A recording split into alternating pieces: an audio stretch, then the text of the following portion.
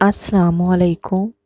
Novel لاڈلی ملکہ episode 10 voice Shakila افضل۔ امان اور اذان ڈاکٹر کے سامنے بیٹھ گئے۔ امان پلیز میری بات ذرا تسلی سے سنیں۔ امان اپنے لہجے کو مضبوط کرتے ہوئے بولا، yes doctor, I am listening.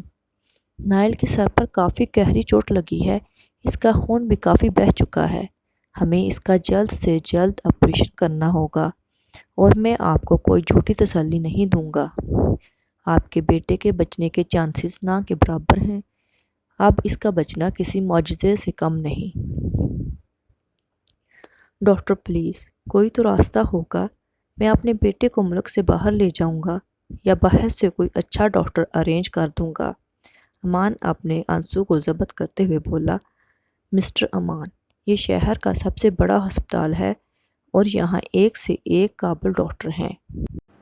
لیکن آپ سمجھ نہیں رہے، آپ کی بیٹے کی حالت بہت کریٹیکل ہے، اگر جلد سے جلد ان کا آپریشن نہ کیا تو کچھ ہی گھنٹوں میں اس کی سانسیں رک سکتی ہیں۔ کیا آپریشن سے میرا بیٹا بچ جائے گا؟ امان نے امید بھری نظروں سے ڈاکٹر کو دیکھتے ہوئے کہا، مسٹر امان، آپریشن سے بھی ان کے بچنے کے چانس بہت کم ہیں، مگر ہم کوشش تو کر سکتے ہیں، باقی آگے اللہ کی مرضی۔ آپ ان پیپرز پر سائن کر دیں۔ ڈاکٹر نے فائل سے کچھ پیپر نکال کر امان کی طرف بڑھائے۔ یہ کیا ہے؟ امان نے سوالیہ نظروں سے ڈاکٹر کو دیکھا۔ مسٹر امان، اس میں لکھا ہے کہ آپریشن کے دوران اگر خدا نخواستہ پیشنٹ کو کچھ ہو گیا تو اس کا ذمہ دار ہسپتال نہیں ہوگا۔ اس وقت امان کی حالت ایسی تھی کہ کاٹو تو بدن سے خون نہ نکلے۔ اذان نے امان کے کندھے پر ہاتھ رکھا، بھائی سائن کر دو، کہیں آپریشن میں دیر کی وجہ سے کوئی ناقابل تلافی نقصان نہ ہو جائے۔ امان نے اللہ کا نام لے کر پیپرز پر سائن کر دیے۔ امان اور اذان واپس آئے تو دعا امان کو دیکھ کر فوراً اس کی طرف بھاگی۔ امان پلیز بتائیں نا، میرا بیٹا کیسا ہے؟ امان، اگر میرے بیٹے کو کچھ ہوا تو میں زندہ نہیں رہ پاؤں گی۔ امان نے خاموشی سے دعا کو اپنے سینے سے لگا لیا، وہ تڑپ تڑپ کر رو رہی تھی۔ میری جان، اپنے لختے جگر کے لیے دعا کرو، اسے اپنی ماں کی دعاؤں کی اشد ضرورت ہے۔ اس کا آپریشن شروع ہو رہا ہے، ڈاکٹر نے کہا ہے اس کا بچنا کسی معجزے سے کم نہیں۔ امان نے بغیر کسی لگی لپٹی کے ڈاکٹر کی بات بتا دی۔ آپریشن ہوئے تقریباً 1 گھنٹہ ہونے کو تھا۔ دعا اس وقت جائے نماز پر بیٹھی اپنے بیٹے کی زندگی کی دعا مانگ رہی تھی۔ سب خاندان والے اس ننھے فرشتے کے لیے دل سے دعا کر رہے تھے۔ امان اذان کی آواز سن کر سامنے والی مسجد میں نماز پڑھنے چلا گیا۔ سلام پھیر کر جب اس نے دعا کے لیے ہاتھ اٹھائے، ایک آنسو اس کی پلکوں سے نکل کر ہاتھ پر گرا اور پھر زاروں کی طرح آنسو بہنے لگے۔ جو آنسو اس نے دنیا سے چھپائے تھے وہ اس کے رب کے سامنے خود بخود بہنے لگے۔ یا اللہ، میرے بیٹے پر رحم فرما، میرے مالک رحم فرما اس معصوم پر۔ امان نے اپنے چہرے پر ہاتھ پھیرتے ہوئے آمین کہا۔ ڈاکٹر آپریشن تھیٹر سے باہر آئے تو سب اسی کے منتظر تھے۔ ڈاکٹر امان کے قریب جا کر اس کا کندھا تھپکتے ہوئے بولے، سوری مسٹر امان، شاید اللہ نے آپ کے بیٹے کی اتنی ہی زندگی لکھی تھی۔ امان کے سر پر تو جیسے پہاڑ ٹوٹا تھا۔ امان لڑکھڑا کر پیچھے ہوا تو اذان نے اسے تھام لیا۔ یہ سنتے ہی دعا اپنے ہوش کھو بیٹھی تھی۔ اس کی چیخیں پورے ہسپتال میں گونج رہی تھیں، نائل میری جان، یا اللہ میرے بیٹے پر اتنا ظلم کیوں؟ دعا وہیں زمین پر بیٹھتی چلی گئی۔ شفق بیگم نے آگے بڑھ کر اپنی بیٹی کو سینے سے لگایا۔ بس میری جان، صبر کرو، شفق بیگم نے آنسو بہاتے ہوئے ضبط سے کہا۔ کیوں ماما جان، کیوں؟ دعا چیخی۔ سب اس وقت تکلیف میں تھے، گھر میں سب جمع تھے، سب امان اور دعا کو تسلیاں دے رہے تھے۔ جانے والا جا چکا تھا اور اپنے پیچھے سب کو رونے کے لیے چھوڑ گیا تھا۔ اذان امان کے پاس آیا، یار ذرا 2 منٹ ادھر آنا۔ اذان امان کو لوگوں کے ہجوم سے ذرا دور لایا۔ رو رو کر امان کی آنکھیں سرخ ہو چکی تھیں۔ اس کی حالت اس وقت قابل رحم تھی۔ پتہ نہیں یہ وقت ان سب باتوں کے لیے صحیح ہے یا نہیں۔ اذان الجھا ہوا تھا کہ اس وقت وہ بتائے یا نہ بتائے۔ امان نے ضبط سے اس کے کندھے پر ہاتھ رکھتے ہوئے کہا، بول دے بھائی جو بولنے آیا ہے۔ یار ارحم نے اپنے سورسی سے پتہ کروایا ہے کہ وہ گاڑی ارسلان کے کسی آدمی کی تھی۔ اب وہ شخص ارحم کی حراست میں ہے۔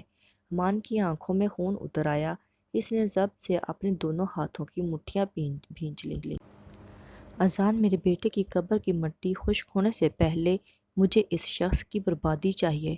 اس کی سب فیکٹریز کو آگ لگا دو اور باہر کے ملک میں اس کی جس کمپنی میں شیئرز ہیں وہ سب کمپنیز خرید لو۔ جی بھائی، اذان نے تابعداری سے کہا، اور کچھ؟ ابھی اتنا کافی ہے، باقی بعد میں دیکھیں گے۔ ابھی وہ دونوں وہیں کھڑے تھے جب حیدر صاحب ان کے پاس آئے۔ بیٹا جنازے کا وقت ہو گیا ہے۔ امان آگے بڑھ کر حیدر صاحب کے گلے لگ گیا۔ بیٹا ابھی تو تم نے دعا کو بھی سنبھالنا ہے۔ دعا اس وقت سے خاموش اپنے بیٹے کی میت کے سرہانے بیٹھی تھی۔ جیسے ہی مرد جنازہ اٹھانے کے لیے آئے، دعا چیخ اٹھی، خبردار جو کسی نے مجھ سے میرا بیٹا دور کیا، کوئی ہاتھ نہیں لگائے گا میرے بیٹے کو۔ امان نے آگے بڑھ کر دعا کو نائل کے پاس سے اٹھایا۔ دعا میری جان صبر کرو۔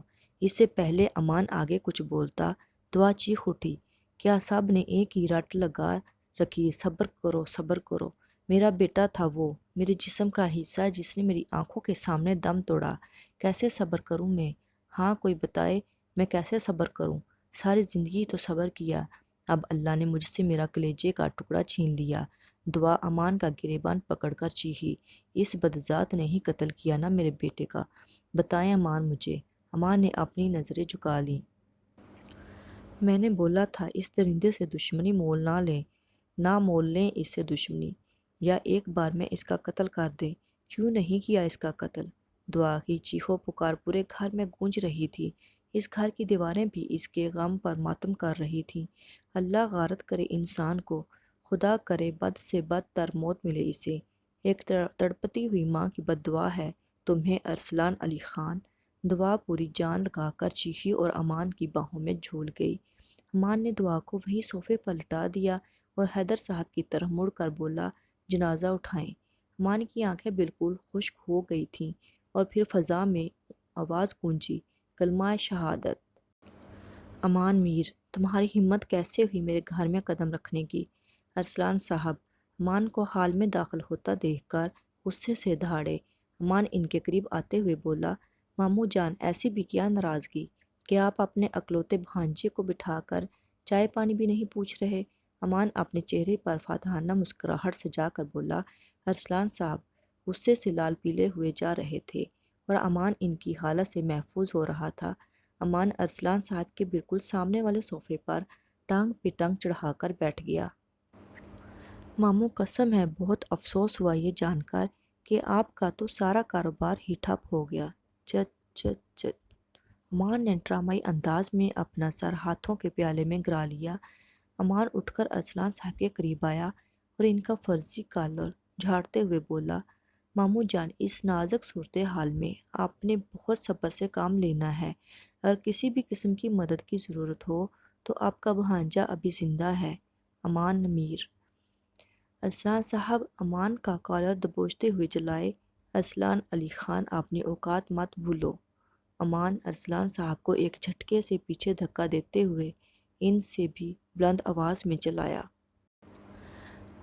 آواز نیچی ارسلان علی، کیونکہ تم سے کئی گنا بلند آواز میں بھی چلا سکتا ہوں۔ ابھی تو کھیل شروع ہوا ہے ارسلان علی، ابھی تو تم اپنے ایک ایک گناہ کی سزا بھگتو گے۔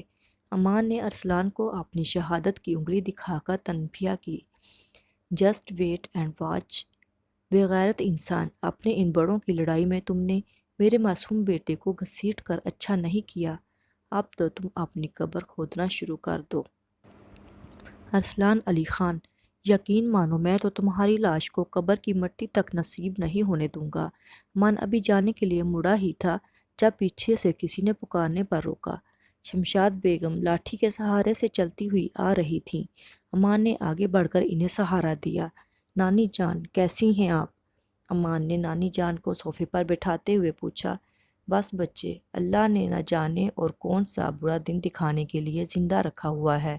نانی جان نے ایک نظر اپنے شیطان صفت بیٹے کو دیکھا۔ امان بچے، نانی نے مجھ سے محبت سے امان کا ہاتھ تھاما، مجھے اپنے ساتھ لے چل۔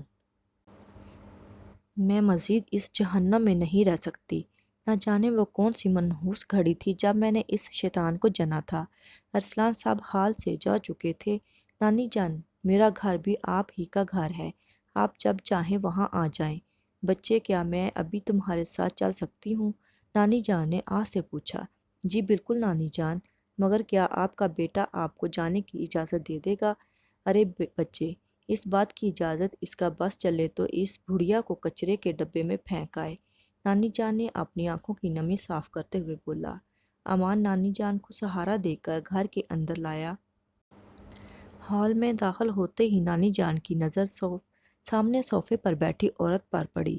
نانی جان نے اپنا چشمہ درست کرتے ہوئے غور سے دیکھا۔ امان، یہ شفق ہے نا؟ نانی جان نے بامشکل اٹکتے اٹکتے پوچھا۔ شفق صاحبہ اور سیرت نائل کی ڈیتھ کے بعد سے یہیں تھیں۔ نائل کو گزرے آج چوتھا دن تھا، مگر دعا کی حالت اب بھی ویسی ہی تھی۔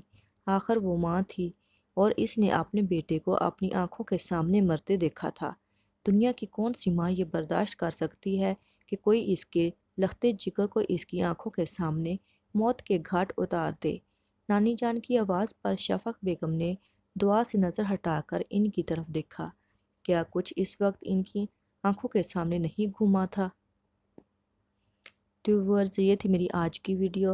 امید ہے آپ کو بہت پسند آئے گی اور میرے ویڈیو کو لائک اور شیئر ضرور کر دیجیے گا، اور میرے چینل کو سبسکرائب کرنا نہ بھولیے گا تاکہ میری ہر آنے والی ویڈیو آپ تک پہنچ سکے۔ آپ کا بہت بہت شکریہ۔